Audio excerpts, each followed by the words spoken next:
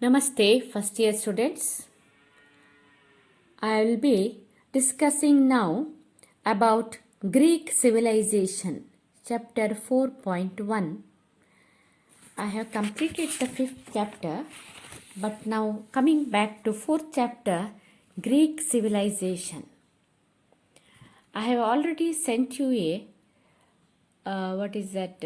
small video as to see the position of Greece in Europe. In that, the countries of Europe are shown, and see the position of Greece over there. Now, coming to Greek civilization, we are talking about ancient period of Europe, that is pertaining to Greece. Okay, the civilization of Greece was called Greek civilization. Now, look at the position of Greece. It is a peninsula. What is peninsula? Land covered by the water in the three sides.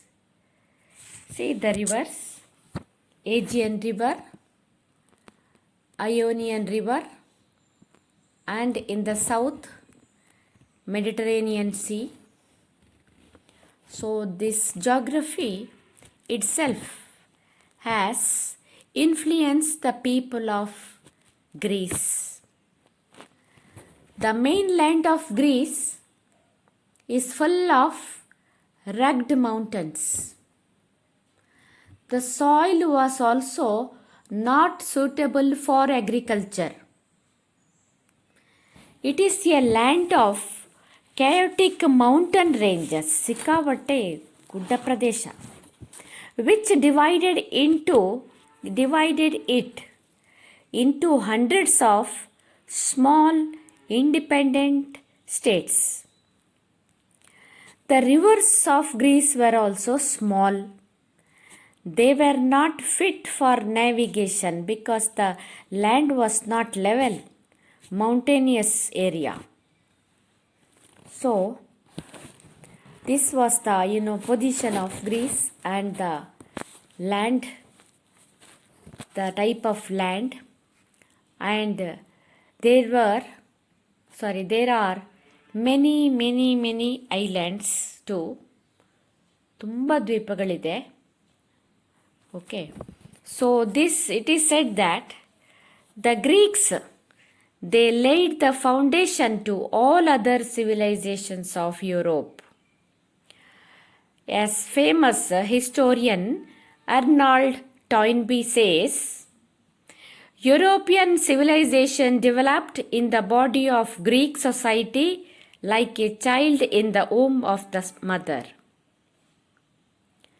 The contribution of Greece to world culture is immense. See, already I have told you the land is consisted of many mountains, and rivers were not suitable for navigation and they were small too. So many independent states, separate states. But one thing you remember, while the mountains separated the Greeks, the seas unified them. ಎಷ್ಟು separate ಆದರೂ ಕೂಡ the three sides seas unified them. No place in Greece is more than 40 miles away from the sea. From any place you see, not more than 40 miles away from the sea. So the Aegean Sea became a Greek lake. Aegean Sea was called as Greek lake, and islands formed stepping stones to Asia Minor and Egypt. Through islands, they used to connect to Egypt and Asia Minor. So, seas have played an important role in the life and culture of the Greeks. Now, these Greeks, They called themselves in the beginning as Hellenes. Greeks were originally called Hellenes because they claimed descent from a common ancestor, Hellenes. The Hellenes later came to be called as Greeks by Italians. In the beginning they were called as Hellas.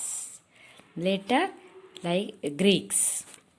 Okay, so the land is, the Greece is just 25 square miles and extends from the mainland of Europe into down to Mediterranean Sea.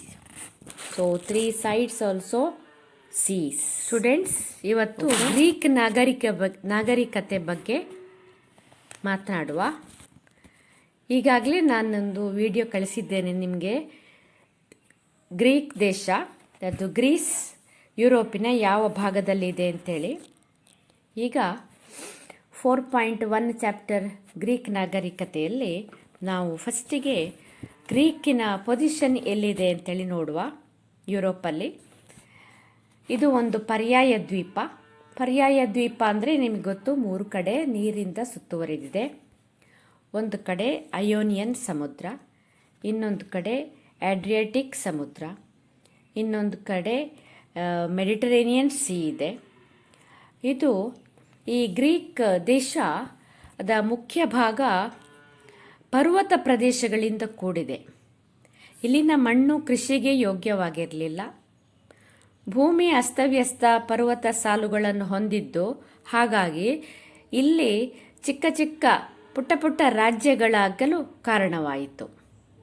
So ನಾಗರಿಕತೆಯ ಸಮಯದಲ್ಲಿ ದೊಡ್ಡ ದೇಶವಾಗಿ ಅದು ಉಳಿದಿರಲಿಲ್ಲ.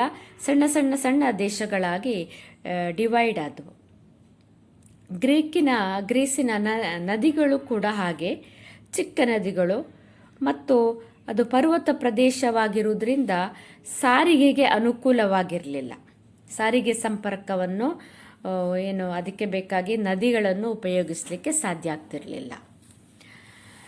ಈಗ ಈ ಪರ್ವತ ಸಾಲುಗಳು Greek ಭೂಭಾಗವನ್ನು ವಿಭಾಗಗಳಾಗಿ ಮಾಡಲು ಕಾರಣವಾಗಿದ್ದರೆ, ಇಲ್ಲಿನ ಸಮುದ್ರಗಳು ಗ್ರೀಕನ್ನು ಒಂದುಗೂಡಿಸಲು ಕಾರಣವಾಗಿದೆ. ಗ್ರೀಕ್ನ ಯಾವುದೇ ಸ್ಥಳ ನೀವು ನೋಡಿದ್ರೋ ಸಮುದ್ರ ತೀರದಿಂದ 40 ಮೈಲುಗಳ ಅಂತರಕ್ಕಿಂತ ಹೆಚ್ಚು ದೂರದಲ್ಲಿಲ್ಲ. ಏಜಿಯನ್ ಸಮುದ್ರವನ್ನು ಗ್ರೀಕ್ ಕೊಳ ಅಂತೇಳಿ ಕರೆದ್ರಂತೆ.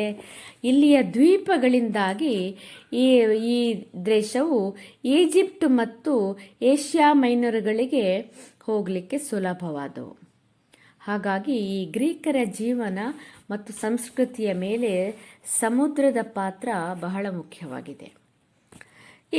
ಈ ನಾಗರಿಕತೆ, ಗ್ರೀಕ್ ನಾಗರಿಕತೆ, ಯುರೋಪಿನ ಎಲ್ಲ ನಾಗರಿಕತೆಗಳ ಉಗಮಕ್ಕೆ ತಳಪಾಯ ಅಂತ ಹೇಳ್ತಾರೆ. ಪ್ರಸಿದ್ಧ ಇತಿಹಾಸಕಾರರಾದ ಅರ್ನಾಲ್ಡ್ ಟಾಯ್ನ್ಬಿ ಹೇಳಿದ ಹಾಗೆ, ತಾಯಿಯ ಗರ್ಭದಲ್ಲಿ ಮಗು ಬೆಳೆದ ಹಾಗೆ ಗ್ರೀಕ್ ಸಮಾಜದ ಒಡಲಲ್ಲಿ ಯುರೋಪಿನ ನಾಗರಿಕತೆಗಳು ಬೆಳೆದವು ಅಂತ ಹೇಳ್ತಾರೆ. ಪ್ರಪಂಚದ ಸಂಸ್ಕೃತಿಗೆ ಗ್ರೀಕರ ಕಾಣಿಕೆ ಅಪಾರವಾಗಿದೆ. ಈಗ ಈ ಗ್ರೀಕರನ್ನು ಮೂಲತಃ ಹೆಲೆನೆಸ್ ಎಂದು ಕರೆಯಲಾಗ್ತಿತ್ತು. ಹೆಲೆನೆಸ್ ಏಕೆಂದರೆ ಅವರ ಪೂರ್ವಜನಾದ ಹೆಲೆನೆಸ್ನಿಂದ ಬಂದವರು ಇವರೆಲ್ಲ ಅಂತ ಅವರ ಭಾವನೆಯಾಗಿತ್ತು. ಹಾಗಾಗಿ ಹೆಲೆನೆಸ್ಸರನ್ನು ನಂತರದಲ್ಲಿ ಇಟಾಲಿಯನರು ಗ್ರೀಕರೆಂದು ಕರೆದರು. ಹಾಗಾಗಿ ಫಸ್ಟಿಗೆ ಅವರನ್ನು ಹೆಲ್ಲಾಸ್ ಅಂದರೆ ಗ್ರೀಕರು. ಯಾಕೆ? ಅವರ ಪೂರ್ವಜರು ಹೆಲೆನೆಸ್ ಅಂಥೇಳಿ ಅವರ ನಂಬಿಕೆಯಾಗಿತ್ತು. ಈಗ ಯಾರು ಕೂಡ ಸಾಮಾನ್ಯವಾಗಿ ಹೆಲೆನೆಸ್ ಅಂತ ಹೇಳಿದರೆ ನಮಗೆ ಗೊತ್ತಾಗಲ್ಲ, ನಾವು ಗ್ರೀಕ್ಸ್ ಹೇಳಬೇಕು, ನಮಗೆಲ್ಲರ ಗ್ರೀಕರು ಅಂತ ಹೇಳಿದರೆ ಗೊತ್ತಾಗುವಂಥದ್ದು. ಆದರೆ ಮೊದಲಿಗೆ ಅವರನ್ನು ಹಾಗೆ ಕರೀತಾ ಇದ್ದರು. ಈಗ ಈ ಗ್ರೀಕರು ಅವರ ಒಂದು ಸಿವಿಲೈಸೇಷನ್ ಸಮಯದಲ್ಲಿ ಬೇರೆ ಬೇರೆ ಬೇರೆ ಪ್ರದೇಶಗಳಲ್ಲಿ ಬೇರೆ ಬೇರೆ ರೀತಿಯ ರಾಜ್ಯಗಳನ್ನು ಮಾಡಿ ಅವರು ಸೆಟ್ಲ್ ಆದರು. ಸೊ ಆ ರಾಜ್ಯಗಳನ್ನು ನಗರ ರಾಜ್ಯಗಳು ಅಂತೇಳಿ ಕರೆದರು. So the early Greeks They have come from north, probably from the Danube river valley. ಈ ಗ್ರೀಸಿಗೆ ಬಂದಂಥ ಗ್ರೀಕರು ಅವರು ಅಲ್ಲಿಯವರೇ ಆಗಿರಲಿಲ್ಲ. ಅವರು ಬಹುಶಃ ಡ್ಯಾನ್ಯೂಬ್ ನದಿ ತೀರದಿಂದ ಬಂದವರು ಅಂತೇಳಿ ಹೇಳ್ತಾರೆ. ಪಂಗಡಗಳಲ್ಲಿ ಇದ್ದರು ಅವರು. They were in tribes, different tribes like Aegeans, Ionians, Dorians and so on. Later all of them called themselves as Hellenes. Hellenes, which means Greeks.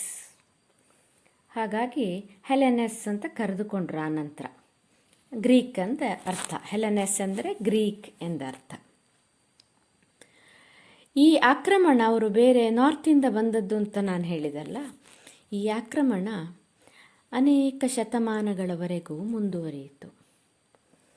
ದೊರೆತ ದಾಖಲೆಯಂತೆ ಆರಂಭದ ಗ್ರೀಕರು ಸಾಶಾಪು 1400ರಲ್ಲಿ ವಲಸೆ ಬಂದರು ಅಂತ ಹೇಳ್ತಾರೆ. ಲೈಕ್ ದ ಆರ್ಯನ್ಸ್, ಹೇಗೆ ಆರ್ಯನ್ಸ್ ಸ್ಟಾರ್ಟಿಂಗಲ್ಲಿ ಟ್ರೈಬ್ಸಲ್ಲಿ they lived in tribes. Likewise these people also they lived in tribes, each composed of a number of families under a leader. Each tribe had a leader. About 1200 BC, they attacked the city of Troy. ನೋಡಿ, ಇದರಲ್ಲಿ mark ಮಾಡಿದ್ದಾರೆ TRAI ಸಿಟಿಯನ್ನು.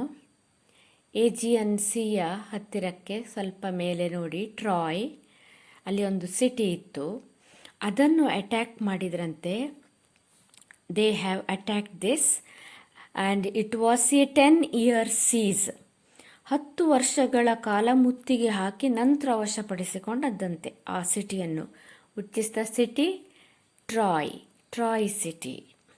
Okay, ಹೀಗೆ ಕಾಲಕ್ರಮದಲ್ಲಿ ಈ ಟ್ರೈಬಿನ the size of the family, number of families increased and later they started ruling certain places. Each leader started ruling a particular area. This is nothing but ನಗರ ರಾಜ್ಯಗಳು ಅಂತೇಳಿ ಆಯಿತು. ಮತ್ತೆ what is that called as? City states. ನೆನ್ಪಿಟ್ಕೊಳ್ಳಿ, ancient ಗ್ರೀಸಲ್ಲಿ there were thousands of city states. Somewhere big, whereas somewhere small, very small. Already you can see in the map how many islands are there in Greece. Many islands too. And the mainland kuda, because it was a mountainous country, it was divided because of the mountains. Okay, so ಇಲ್ಲಿ ಈಗ ಅವರು city states ಅಂತ start ಮಾಡಿದರು. This is nothing but one political achievement of Greece. ಒಂಥರ ರಾಜ್ಯವನ್ನು ಮಾಡಲಿಕ್ಕೆ ಹೊರಟದ್ದು ಇವರೀಗ. City States ಅಂದರೆ ನಗರ ರಾಜ್ಯ. ನಗರ ಅಂತಲ್ಲ, ಖಾಲಿ ಸಿಟಿ ಅಂತಲ್ಲ. Each city state was independent. Okay, they were independent. ಆಮೇಲೆ they were sovereign state. But what use to be happen there? They use to fight with each other. They were jealous of each other.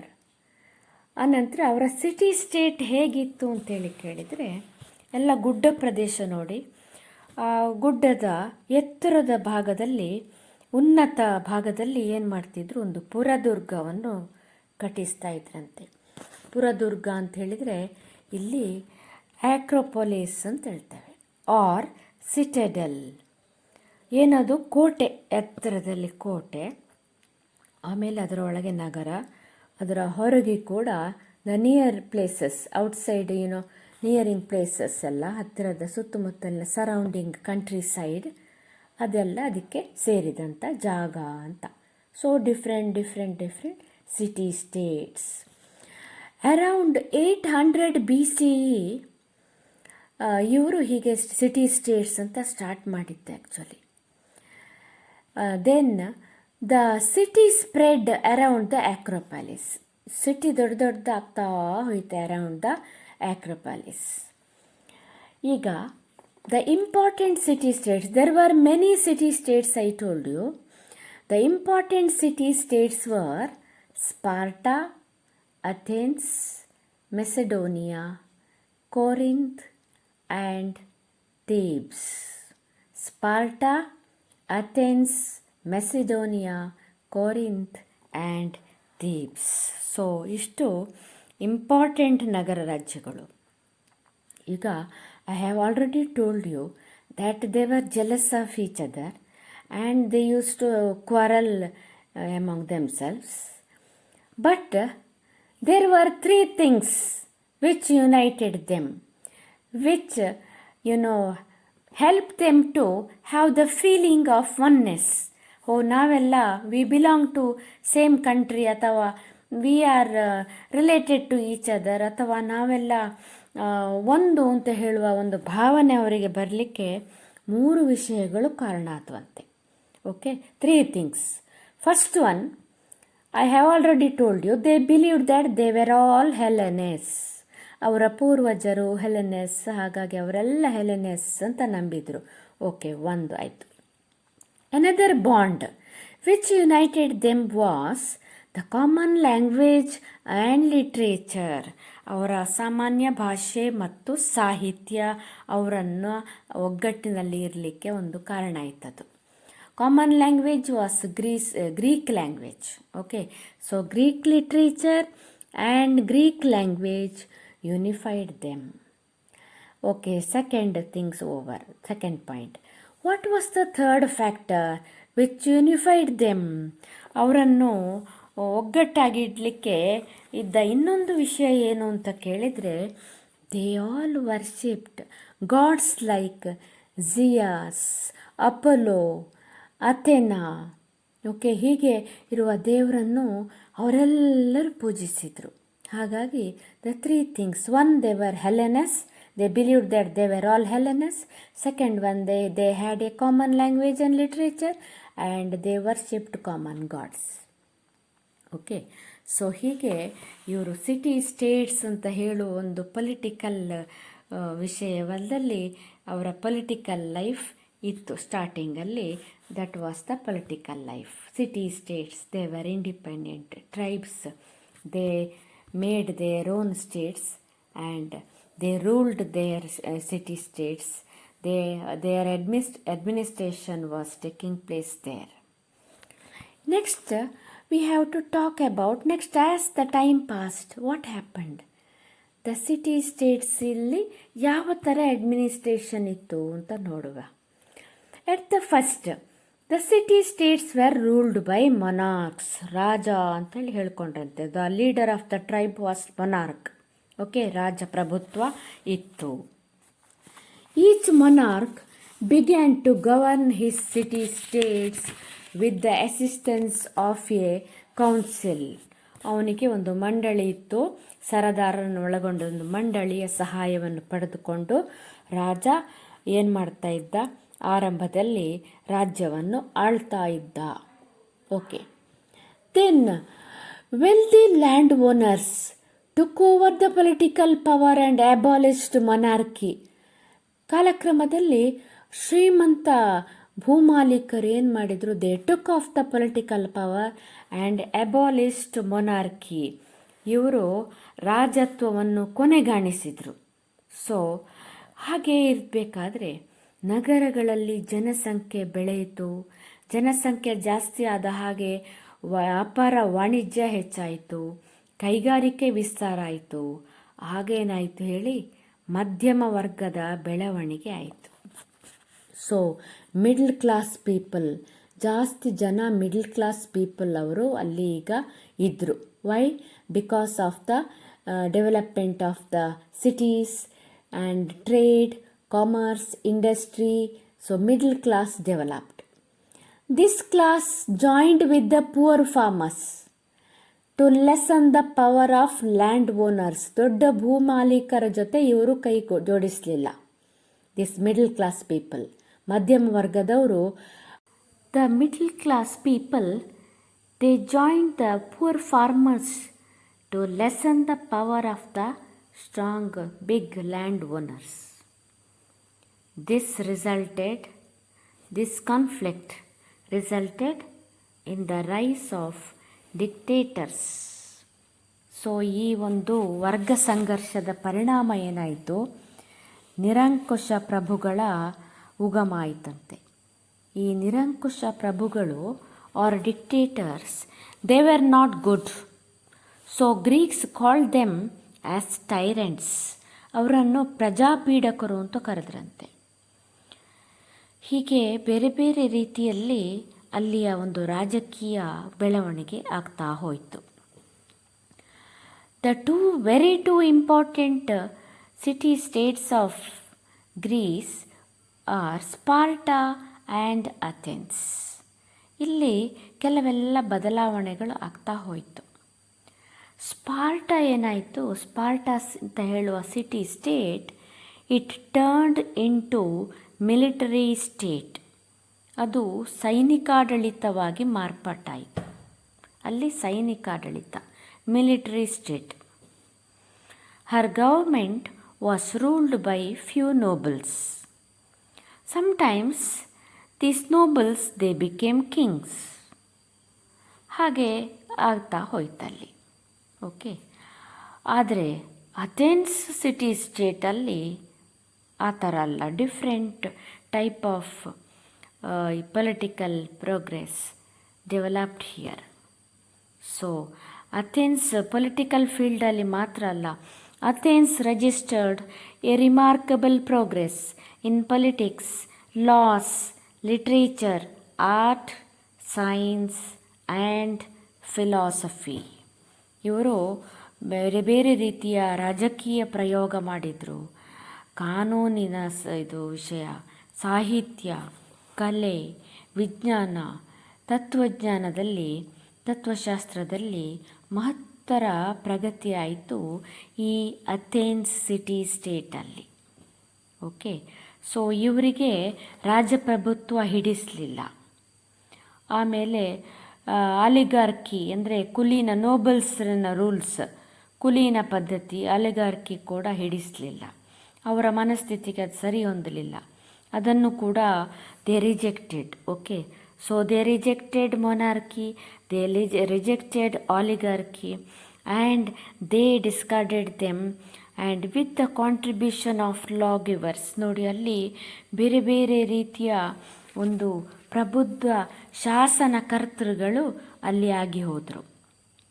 Starting with Draco, next Solon, then Cleisthenes. ಹೀಗೆ ಇವರ because of these peoples contribution democracy ಅಂತ ಹೇಳುವ concept came into existence at Athens. ನೆನಪಿಟ್ಕೊಳ್ಳಿ, ಪ್ರಜಾಪ್ರಭುತ್ವ, democracy start ಆದದ್ದು ಗ್ರೀಸಿನ ಅಥೆನ್ಸ್ city ಸ್ಟೇಟಲ್ಲಿ, ಅಥೆನ್ಸ್ ನಗರ ರಾಜ್ಯದಲ್ಲಿ. Okay, now let us see who is ಡ್ರ್ಯಾಕೋ.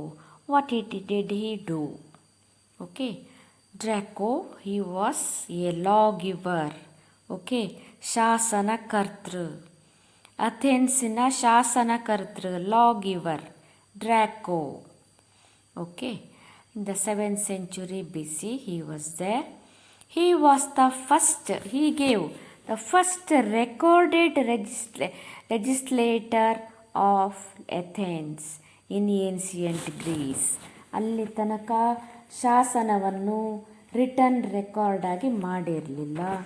ಎಲ್ಲ ಬಾಯಿಯಲ್ಲೇ ಒಂದು ಕಾನೂನುಗಳ ಸಲಹೆ ಕೊಡ್ತಾ ಇದ್ದರೆ, he recorded it for the first time. He replaced the prevailing system of oral law. ಬಾಯಿದೆರೆಯ ಕಾನೂನು ಉಂಟಲ್ಲ, ಅದರ ಬದಲಾಗಿ written code to be enforced only by a ಕೋರ್ಟಿನ ಮುಖಾಂತರವಾಗಿಯೇ ಎನ್ಫೋರ್ಸ್ ಮಾಡಬೇಕು ಅಂತ ಹೇಳುವಂಥದ್ದು. ಆಮೇಲೆ ಬೇರೆ ಬೇರೆ ರೀತಿಯ ಕಾನೂನುಗಳನ್ನು ಅವನು ರೆಕಾರ್ಡ್ ಮಾಡಿದ.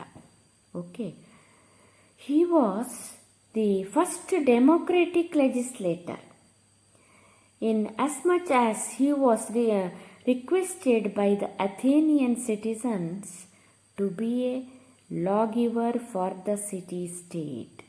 ಸಿಟಿ-ಸ್ಟೇಟ್ಗೆ ನಮ್ಮ ನಗರ ರಾಜ್ಯಕ್ಕೆ ಒಳ್ಳೆ ರೀತಿಯ ಒಂದು ಕಾನೂನನ್ನು ತಯಾರಿಸಿ ಅಂತೇಳಿ ಅಲ್ಲಿಯ ಜನತೆ ರಿಕ್ವೆಸ್ಟ್ ಮಾಡಿದ್ರಂತೆ ಅವನ ಹತ್ರ. ಹಾಗಾಗಿ he was the first lawgiver over there. ಆದರೆ ವಿಷಯ ಏನು ಅಂತ ಕೇಳಿದರೆ, he was very strict. Okay, the citizens were fully unaware that Draco would establish harsh laws. Request ಮಾಡಿದ್ದೆಲ್ಲ ಹೌದವರು, ಒಂದು ರಿಟರ್ನ್ ಲಾ ಮಾಡಿಕೊಡಿ, ನಿಮಗೆ ಸಾಧ್ಯ ಉಂಟು, ಯು ನೋ ದ ಥಿಂಗ್ಸ್ ಅಂತೇಳಿ ಹೇಳಿದ್ದೆಲ್ಲ ಸರಿ. ಆದರೆ ಇವನದ್ದು ಬಹಳ ಸ್ಟ್ರಿಕ್ಟ್ ಕಾನೂನು, very harsh loss. Okay, Draco's written law was characterized by its harshness. ಇವತ್ತಿಗೆ ಕೂಡ, to this day, the adjective draconian refers to similarly unforgiving rules or laws in English and other Western languages. English ಲ್ಯಾಂಗ್ವೇಜಲ್ಲಿ ಅಥವಾ western ಲ್ಯಾಂಗ್ವೇಜಲ್ಲಿ ಡ್ರಕೋನಿಯನ್ rules ಅಂತ ಹೇಳಿದರೆ ಏನು ಅಂದರೆ ಭಾಳ strict, ಭಾಳ ಹಾರ್ಶ್, ಸ್ಟ್ರಿಕ್ಟ್ ಆ್ಯಂಡ್ ಹಾರ್ಶ್ ಅಂತೇಳಿ. ಸೊ ಆ ಥರ ಅಫ್ಕೋರ್ಸ್ ಅವನೊಬ್ಬ ಸರದಾರ ಆಗಿದ್ದ. ಓಕೆ, ಲಿಖಿತ ಕಾನೂನು ಸಲಹೆಯನ್ನು ನೀಡಿದ. ಈ ಕಾನೂನುಗಳು ಅಪ್ರಾಮಾಣಿಕ ಮತ್ತು ಭ್ರಷ್ಟ ನ್ಯಾಯಾಧೀಶರುಗಳಿಂದ ಜನರಿಗೆ ರಕ್ಷಣೆಯನ್ನು ನೀಡಿತು.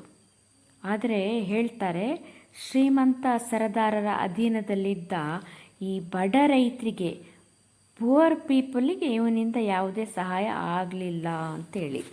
ಓಕೆ, ಹಾಗೊಂದು ವಿಷಯ ಉಂಟು. But anyway he was helpful. ಹೇಗೆ? The code of Draco provided safety to the people from the tyranny of dishonest and corrupt judges. So ಜಡ್ಜಸ್ಸಿಗೆ ಕರಪ್ಷನ್ ಮಾಡುವ ಅವಕಾಶ ಕೋರ್ಟಲ್ಲಿ ಸಿಗ್ತಿರಲಿಲ್ಲ, because of the written code of the law of Draco. The next important lawgiver of ancient Greece was Solon. Solon was considered to be a wise man of ancient Greece.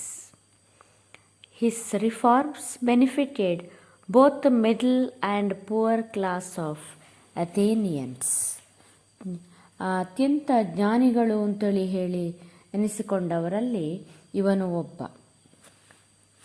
Ancient ಗ್ರೀಸಿದು ಜ್ಞಾನಿ ಎನಿಸಿಕೊಂಡಿರುವ Solon ಪ್ರಜಾಪ್ರಭುತ್ವ ತಳಹದಿಯಡಿ ಸಂವಿಧಾನಾತ್ಮಕವಾಗಿ ಕೆಲವು ಸುಧಾರಣೆಗಳನ್ನು ಜಾರಿಗೆ ತಂದ.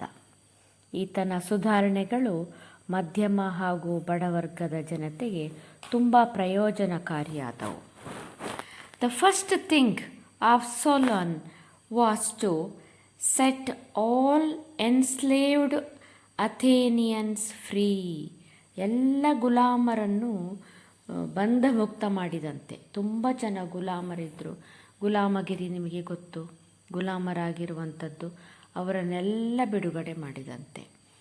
And to relieve them from their debts. ಎಲ್ಲ ಋಣಮುಕ್ತ, ಯಾವುದೇ ಸಾಲ ಇಲ್ಲ ಅವರಿಗೆ, ಋಣಮುಕ್ತ ಮಾಡಿದ. This made him very popular among the people. He also understood that farming could not get people enough for living. ಕೃಷಿ ಮಾತ್ರ ಜೀವನಕ್ಕೆ ಕಷ್ಟ ಆಗ್ತದೆ ಅಂತೇಳಿ ಅವನು ಗಮನಿಸಿದ. ಏನು ಮಾಡ್ತಾನೆ? He wanted to make Athens a powerful trade center and to have Athenian ships traverse the Aegean and the Mediterranean Sea. ಬೇಕಾದಷ್ಟು ವ್ಯಾಪಾರಕ್ಕೆ ಶಿಪ್ಗಳ ವ್ಯವಸ್ಥೆ ಮಾಡಿ ವ್ಯಾಪಾರಕ್ಕೆ ಅವಕಾಶ ಮಾಡಿಕೊಟ್ಟ. ಇನ್ನು next, he prohibited exporting any other product than olive ಆಯಿಲನ್ನು ಮಾತ್ರ ಎಕ್ಸ್ಪೋರ್ಟ್ ಮಾಡೋದು, ಮತ್ತು ಯಾವುದನ್ನು ಮಾಡಲಿಕ್ಕಿಲ್ಲ. He gave benefits for foreign tradesmen to settle in ಅಥೆನ್ಸ್ಗೆ ಬಂದು ಅವರು ವ್ಯಾಪಾರ ಮಾಡಬೇಕಿತ್ತು. ಇವರಾಗಿ ಎಕ್ಸ್ಪೋರ್ಟ್ ಮಾಡಲಿಕ್ಕಿಲ್ಲ, ಅವ್ರು ಬರಬೇಕಿಲ್ಲಿಗೆ. This was, he set, the foundation for the economic growth of Athens, which would also grant the city its cultural development and military power. So, ಗುಲಾಮರನ್ನು ಬಂಧಮುಕ್ತ ಮಾಡಿದ, ವ್ಯಾಪಾರಕ್ಕೆ ತುಂಬ ಅವಕಾಶ ಮಾಡಿಕೊಟ್ಟ, ಅದಕ್ಕೆ ಬೇಕಾಗಿ ತುಂಬ ಕೆಲಸ ಮಾಡಿದ ಇವನು. ಹಾಗೆ ಜನಗಳಿಗೆ, common people as well as the poor people also benefited because of Solon. On the whole, full Athenian city-state was benefited because of the reforms of Solon. He also brought about a system by which the people as a whole gained the power of electing their magistrates and judging their work. ಈಗ ಮೆಜಿಸ್ಟ್ರೇಟನ್ನು elect ಮಾಡಲಿಕ್ಕೆ ಎಲ್ಲರಿಗೂ ಸಹ power ಕೊಟ್ಟ, ಅಂದರೆ voting power. He gave the power to all the people and to judge their work, ಅವರ ವರ್ಕನ್ನು ಸಹ ಗಮನಿಸಬೇಕು ಅಂತೇಳಿ. He also helped the Athenian merchants by introducing coin currency. And already I have told you, he encouraged foreign artisans, foreign traders to settle in Athens. So, ಇವನು ತುಂಬ ಕೆಲಸ ಮಾಡಿದ. He prevented many chaos of Athens. Draco, Solon, and now another lawgiver, Cleisthenes. ಕ್ಲೈಸ್ತನೀಸನು ಪೌರತ್ವದ ಹಕ್ಕು ಹಾಗೂ ಎಲ್ಲ ಪುರುಷ ವಯಸ್ಕರಿಗೆ ಮತದಾನದ ಹಕ್ಕು ನೀಡಿದನು. ಈ ಮೂಲಕ ಪ್ರಭಾವಿ ಕುಟುಂಬದ ಸದಸ್ಯನಾದ ಈ ಕ್ಲೈಸ್ತನೀಸ್ ಆಳುವ ಕೂಟಗಳ ಅಧಿಕಾರವನ್ನು ಮೊಟಕುಗೊಳಿಸಿದನು. ಇದರಿಂದ ಬಡವರು ಕೂಡ ಮತ ಚಲಾಯಿಸುವ ಹಕ್ಕನ್ನು ಪಡೆದರು. ಈತನು ಪ್ರಜಾಪ್ರಭುತ್ವದ ತಳಹದಿಯಲ್ಲಿ ರಾಜ್ಯವನ್ನು ಪುನರ್ರಚಿಸಿದ. ಬುಡಕಟ್ಟು ಸ್ವರೂಪದ ಸರ್ಕಾರ ಕೊನೆಗಾಣಿಸಿ ಸಂವಿಧಾನವನ್ನು ವಿಸ್ತರಿಸಿದ. ಶಾಸನ ಸಭೆಯಲ್ಲಿ ಸರದಾರರ ಅಧಿಕಾರವನ್ನು ಮೊಟಕು ಮಾಡಲು ಸಾಕಷ್ಟು ಪ್ರಯತ್ನವನ್ನು ಮಾಡಿದ. Though he was from a rich family, influential family, he broke the power of the ruling clans by granting citizenship rights to all the male adults. Thus, poor people also got the right to vote. He recognized the state on democratic trend. He ended tribal nature of government. He expanded the constitution. He also tried his best to break the power of the nobility in the assembly. Okay. He became a new leader around 500 BC. He was the member of one of the most powerful families in Athens. He did not want the aristocrats, nobles, rich people to run the government. He called on the support of the people to overthrow the aristocracy once for all. So he established a new form of government. ಖಂಡಿತವಾಗಿಯೂ Cleisthenes was an ancient Athenian lawgiver. credited with reforming the constitution of ancient Athens. He set the ancient Athens government on a democratic footing in 508 BC. For all these accomplishment, ಈಗ ನಾನೇನೆಲ್ಲ ಹೇಳಿದೆ ಅದಕ್ಕೆ ಬೇಕಾಗಿ historians refer to him as the father of Athenian democracy. ಅಥೇನಿನ ಪ್ರಜಾಪ್ರಭುತ್ವದ ಪಿತಾಮಹ Cleisthenes ಅಂತ ಹೇಳ್ತಾರಂತೆ. So Cleisthenes is called as the father of Athenian democracy.